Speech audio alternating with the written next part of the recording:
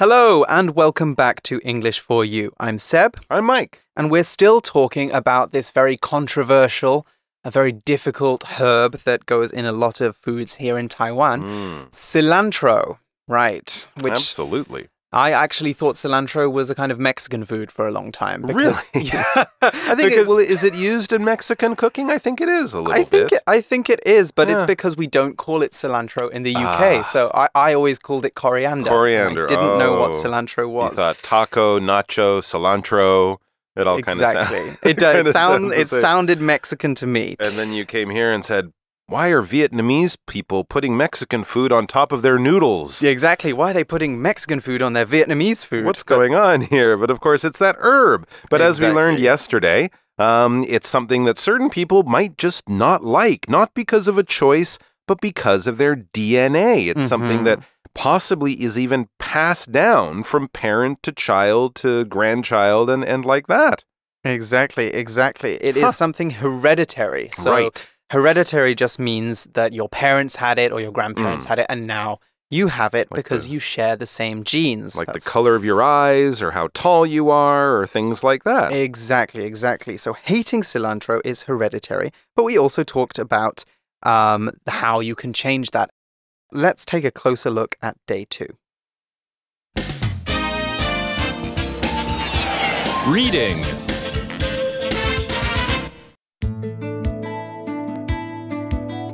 Love or hate cilantro? It's all in your genes. Cilantro isn't the only food whose taste is influenced by our genes. Genetic testing company 23andMe released a study that showed our genes affect our tastes in 6 major food groups. The foods we're raised to eat have some influence too. However, our genes make us more likely to pick certain foods over others. One example is with fat. A study from the University of Cambridge showed some people's genetics make them prefer fatty foods. This was likely a big advantage when food was scarce. People who stored more fat in their bodies had a better chance of survival.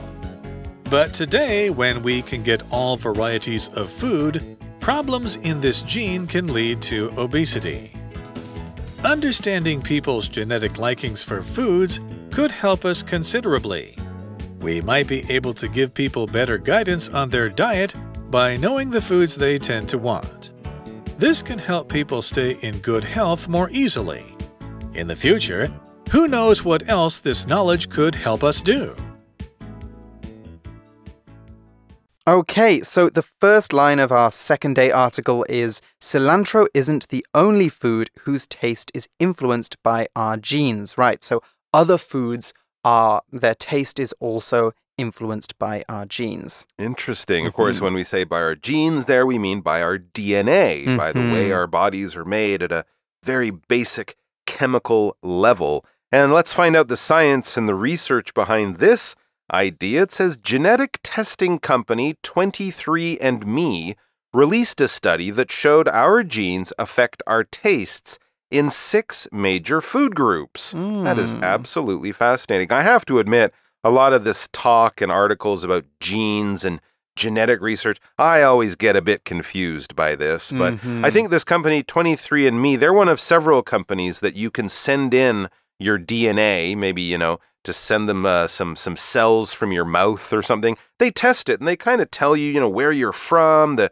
story of your family going back thousands of years, but they can learn so much other stuff from this kind of data, from these kinds of experiments, including how much your grandparents, your great-great-great-grandparents might have either loved or hated 6 major food groups. That's absolutely incredible. Yeah, it's an incredible study. So if you don't like onions, blame your grandma. Exactly. The next time that you're feeling fussy at the dinner table, you can just blame your grandpa's fault. Exactly. He hates this, so I hate it. Anyway, we're talking about a genetic testing company. And genetic is just really the adjective form of the word we studied yesterday, gene. So a gene, we're not talking about the jeans that you wear on your legs. Blue jeans. No. We're not talking about blue jeans. We're talking about pieces of DNA that affect how you look, how you grow up, your mental and physical condition. So these are things that your parents have passed on to you. So this is what makes cilantro hating a hereditary thing. So a genetic testing company is just a company that tests genes, okay? So it studies genes and it tries to find out new information about our DNA. And this ending of the word genetic, TIC, is actually found in a lot of other adjectives when we other adjectives that come from nouns. So, for example, we could talk about the words drama, as in acting in plays, and dramatic, somebody who's very expressive and gets very angry and very upset and, shows their emotions a lot. That person looks like they're in a play, so they are dramatic. Anyway, the next sentence of the article is the foods we're raised to eat have some influence too. Right. You mentioned earlier, Mike, that that cilantro is normally grown in Eastern climates, right? Right, in Asia, places like that. In Asia, and it's used a lot in Asia, but not a lot in Europe, where people often hate it. Absolutely. And yeah, the foods that you were raised on as a kid are probably foods you enjoy still later on in life.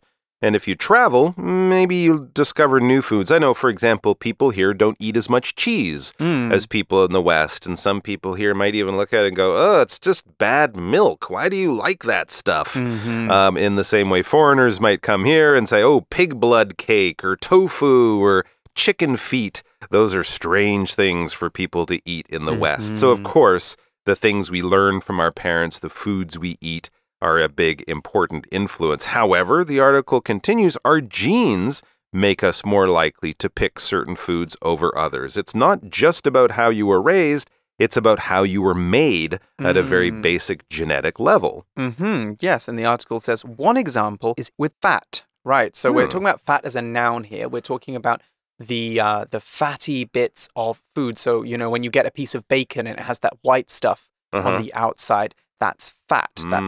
That's keeping the pig warm. That's that part of the animal. Or that rich flavor of ice cream or butter or something like that sort of coats your tongue. That's also kind of the fattiness that some people would enjoy more than others, for sure. Next, we read a study from the University of Cambridge, of course, famous university in the UK, showed some people's genetics make them prefer fatty foods. Well, this is great. So next time you're just filling your face with French fries and your parents are saying, what are you doing? You can say, I can't stop, Mom. It's my genetics. It's just the way I was made.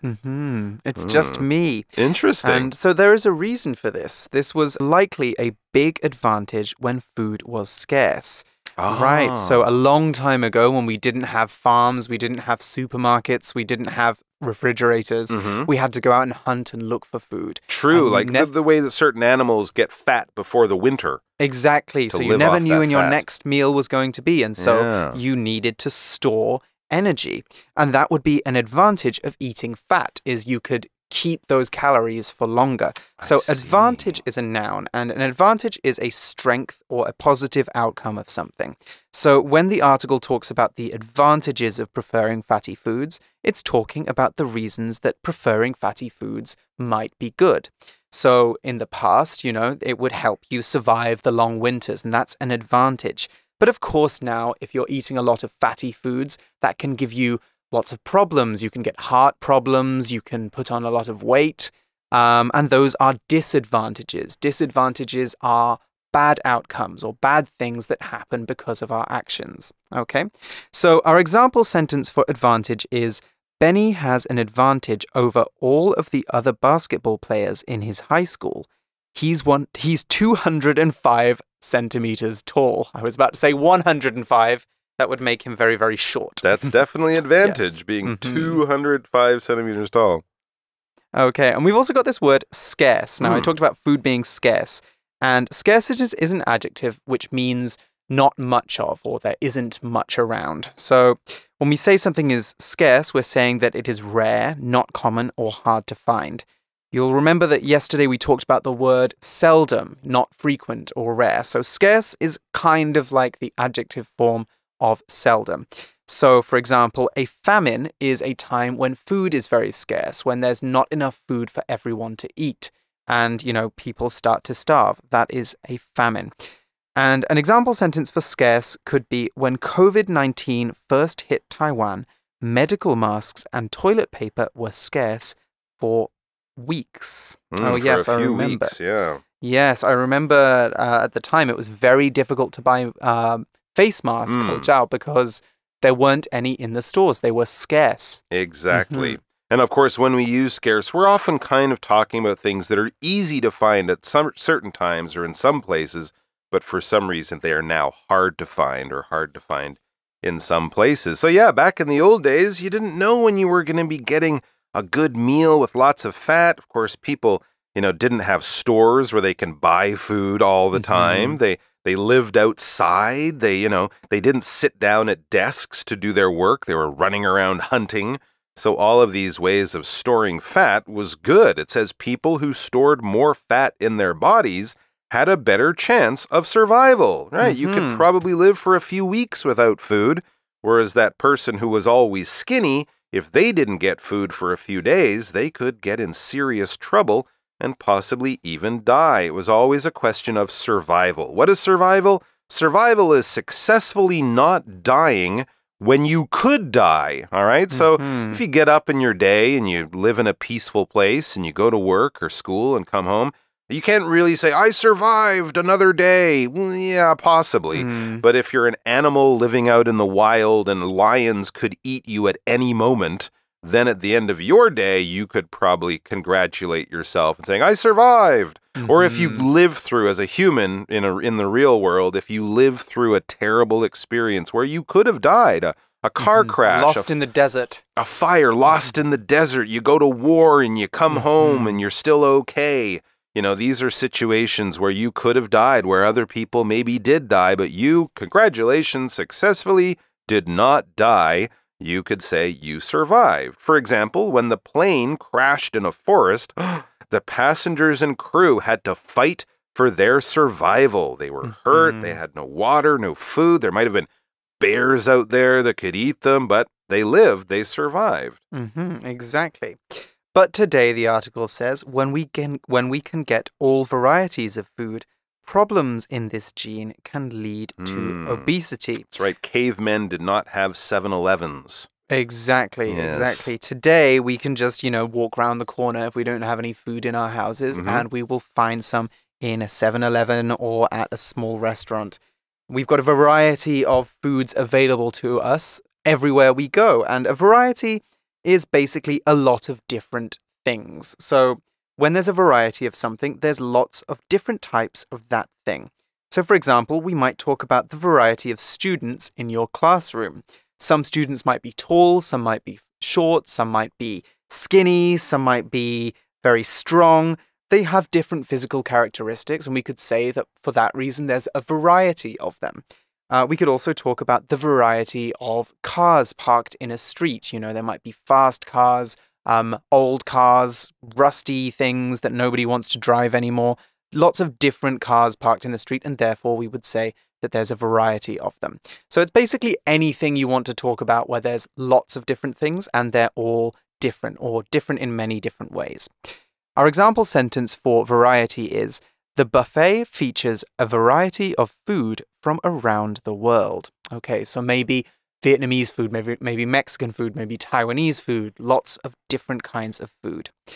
And we've also got this other phrase, leads to. So problems in this gene can lead to obesity. Now, when one thing leads to another, it causes that thing to happen. So in that way, lead to is kind of a lot like the verb to cause. It causes people to become obese.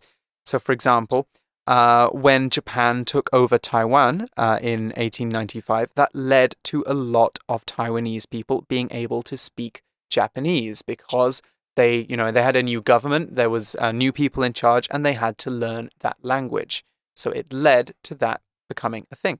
Right. And of course, in the modern world, if we're eating too much fat, that can lead to obesity. What is obesity? Basically, it's being overweight in a not healthy kind of way. It might be okay to put on a few kilograms because you've been in lockdown and been eating too much pizza. But when you're obese, you're probably 20, 30, 40 kilograms over the weight you really should be to be healthy, and it's starting to have bad effects on your body, high blood pressure, heart disease, pain, things like that. So we would say someone is obese, O-B-E-S-E, that would be the noun, and the health problem that a doctor would talk about. That would be the adjective obese. The health problem would be obesity. So unhealthy, overweight in an unhealthy kind of way.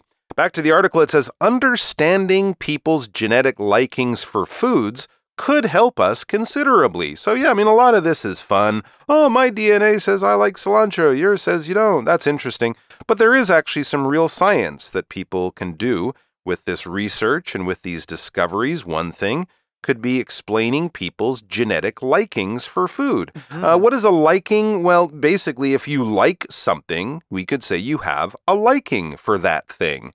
Something you enjoy eating or doing, a hobby, a pastime, whatever it is. If we're talking about it in more of a noun form, instead of saying, I like playing computer games after school, I have a liking for playing computer games after school, something like that. And also we had that word considerably. This science can help us considerably, a lot, in a big way. That's what we're talking about when we use that word considerably. For example, this computer mouse is considerably more expensive than that one. I wonder why. We could totally replace that word and just say this computer mouse is a lot more expensive than that one. Same idea. Exactly. So the next sentence says, we might be able to give people better guidance on their diet by knowing the foods they tend to want. Oh, that's a good point. Right. Yes, that's very good. If we understand the way people eat and the cravings they have, the likings they have, then it's easier to help them improve their diet. Very interesting. It's saying that we should know about what they tend to want to eat, right, Mike? Yeah, I guess so. I mean, I guess if someone is very overweight and they're trying to lose weight and the doctor says, well, eat these healthy foods, and the person says, I don't like those healthy foods, the diet could fail, right? But if the doctor knows from their DNA, oh, you will like tomatoes, but you won't like salad or, lettuce or something, they can kind of lead them to healthier, tasty foods that they want to eat. And of course, that would be great for them. So doctors can show us foods that we tend to want. When we tend to do something, this is what you usually do. You more commonly, more frequently, it might be part of your normal daily routine. It doesn't mean you do it all the time. It means you frequently do this. To use a word we saw earlier, this is sort of your natural way of doing things. But once in a while, you change things up a little bit. For example, Debbie tends to get tired every day around 3 in the afternoon. But, for example, if she had a coffee after lunch, she might not. But normally, on a normal day, she tends to get tired at this time. So the article says, this can help people stay in good health more easily. Yeah, absolutely. Wouldn't we all like to know the healthy foods that we also find delicious? Because it would be very much easier to stay on a healthy diet and avoid those fatty foods if you know the healthy foods that your brain loves to eat. Exactly. It seems that they've got a lot of advantages out of studying cilantro and the effects that our genes can have on the way that we eat. And the article finishes by saying, in the future, who knows what else this knowledge could help us do? Right. There's a lot we don't understand about our bodies and our genes and the way we want to eat. So we should continue to keep studying nutrition and keep studying our eating habits. And then we can find out, why people become obese and why people get overweight or other diet problems that people develop. So there's a lot of encouraging ideas in this article. All right, let's finish by looking at our For You chat question for today. For You chat. Okay, so our For You chat question for this afternoon is, how might someone's home environment affect which foods they like? Wow, that's a really good question. And I would say there's many ways that a person's home environment would affect the food that they like. I feel quite lucky. My parents often ate good, healthy, home-cooked food. I enjoy junk food, but I don't eat it that often. And I think part of that comes from just the fact that my mom made delicious food for us at home. I wasn't much of a cook until a few years ago, but now I enjoy cooking and I enjoy making my own food. So I think a lot of those good habits just come from your parents. What about you? Are there other things that you can think of? Are there certain foods that your family just never ate, and then you found out later that, actually, this isn't so bad? Actually, there are a couple. So I didn't get to eat much fish when I was young because my mum hates fish. She really hates fish, and she hates the smell of it in the house. But actually, that ended up resulting in me really, really liking fish. Oh, really? Whenever my mum went away on business or whenever she was home late, I would always go to my dad and I'd say, can we go to the supermarket? Can we go get, haddock or mackerel or something really smelly and eat it at home? Because the flavors were so strange and so different to me that it made them very, very interesting. It was a real treat. So that definitely affected the foods that I like. Today, fish is still probably my favorite protein, my favorite thing to eat. There you go. So in the same way that your parents might influence the kind of books you like or the music you like, they can definitely influence the foods that you like too. Indeed, indeed. All right, so that seems like all the time that we have to talk about cilantro. I'm sure that we could go on debating the reasons why it's great for a third day of this article, but this is where we're going to have to leave you guys. So you guys can discuss your opinions on cilantro, or what foods you think that people should be eating, what they shouldn't be eating. And we will join you again soon for more interesting articles. So for English for You, I'm Seb. And I'm Mike. And we'll see you again soon. Take care, everyone. Bye-bye. Vocabulary Review. Advantage. Jack has an advantage when playing board games because he plays them much more often than everyone else. Scarce. Water is scarce in the desert because almost no rain falls there.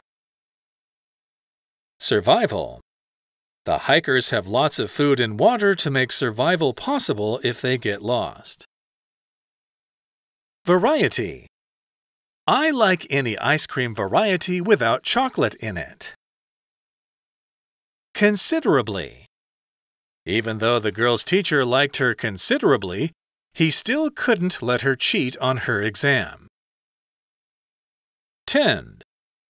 I tend to eat unhealthy snacks at night if I don't eat a good dinner. 智慧小补帖 Obesity. Liking.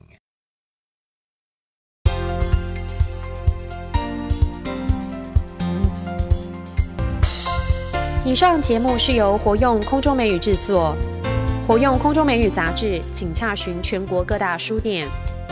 如欲索取试听教材，请来电02-2364-4000 02-2364-4000，或上网查询，网址是 www.english4u.net www.english4u.net